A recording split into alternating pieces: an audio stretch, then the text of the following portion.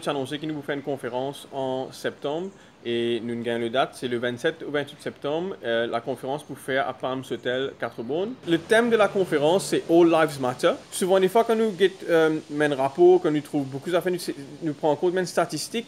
Peut-être n'oublier qui c'est la vie humaine qui est en jeu là. Tout le monde a la vie comptée. Qui est un consommateur de drogue, qui n'est pas un consommateur de drogue, c'est même humain. Et le but de sa conférence là, au fait, c'est qu'il nous a envie de remettre la réduction des risques de l'avant, parce que ça fait plus de 10 ans maintenant qu'il implémente ce programme là avec le gouvernement. Nous avons envie de renforcer la collaboration avec le gouvernement et améliorer un programme qui nous pouvons organiser cette conférence avec mes intervenants qui peuvent venir de divers pays comme le Portugal, le Canada, l'Afrique du Sud, le Kenya aussi.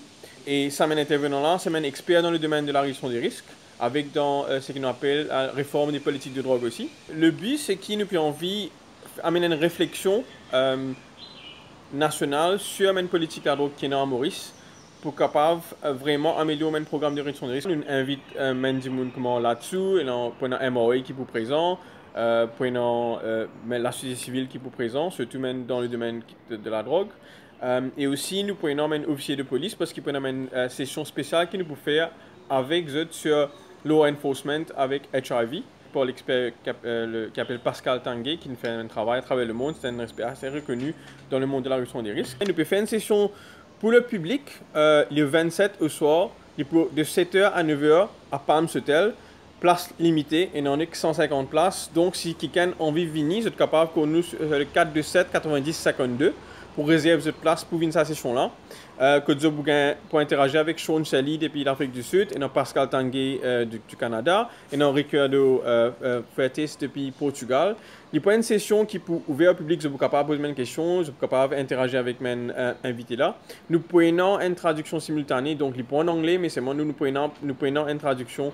L'ouverture de la conférence pour faire par le Premier ministre, et me tenir à saluer le fait qu'il peut prendre cette initiative là pour venir dans une conférence internationale, pour causer un coup de sur la réduction des risques et pour interagir avec mes experts et mes membres de la société civile qui sont présents. Prenons l'Attorney General qui a accepté nos invitations, il est pour présent peut-être pendant l'ouverture, mais aussi pendant une de session qu'il peut faire avec surtout Mendimoun depuis Law Enforcement, c'est-à-dire les policiers MOI là-dessus. Prenons FSL qui est présent pendant la conférence.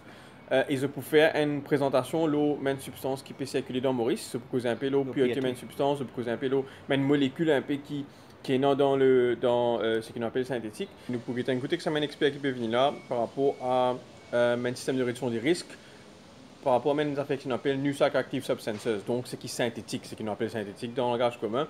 Comment pour capable peut-être une réflexion autour de ça. Nous prenons un expert qui se peut aborder le cannabis, tout l'aspect médical, avec ce pour expliquer un peu qui peut passer, peut-être Pascal, peut-être pour expliquer le modèle canadien. Donc ça, il pour une side session, mais il est pour ouvert. Nous pouvons faire un lancement d'une vidéo qui cut avec mes camarades depuis le travail, une vidéo infographique que nous pouvons expliquer une politique à drogue. C'est une vidéo de 3 minutes à peu près qui peut circuler sur Facebook, sur les médias sociaux. Nous pouvons faire ce lancement pendant la conférence, donc je peux trouver un peu comment, ce qu'il nous peut dire et qui nous peut proposer aussi comment une sorte d'alternative. Et non, une grande stigmatisation, une grande discrimination qui mène une population qui peut injecter la drogue, mais une population qui consomme la drogue aussi, de faire face. Pas plus tard qu'il y a 2 jours de cela, il y a un cas, un bénéficiaire de code qui une garde semaine seringue sale pour lui réamener, pour lui faire l'échange de seringue. Il y a un problème, la police n'arrête lui et il est dans Riemann. Donc, pour nous pouvons dire que c'est bizarre qu'il y ait un problème dans la loi de Maurice, surtout entre le Dangerous Drug Act et le HIV/AIDS Act, côté non un problème de ce qu'on appelle paraphénie dans la loi. Depuis plus que 6 ans, c'est temps, nous pouvons dire qu'il bizarre sans ça là, bizarre amène lui pour capable permettre les gens vraiment amener les seringues sales et sans un problème. Parce que le but de ça, c'est aussi responsabiliser une personne qui peut quelque part injecter la drogue pour contribuer aussi dans ce qu'il nous peut faire. Il est vrai que la répression se place pour les trafiquants et nous, ce qu'il nous dit, ce qu'il nous peut dire depuis ce bourdon de police, c'est qu'il nous a fait une distinction claire dans la loi entre les consommateurs de drogue et les trafiquants.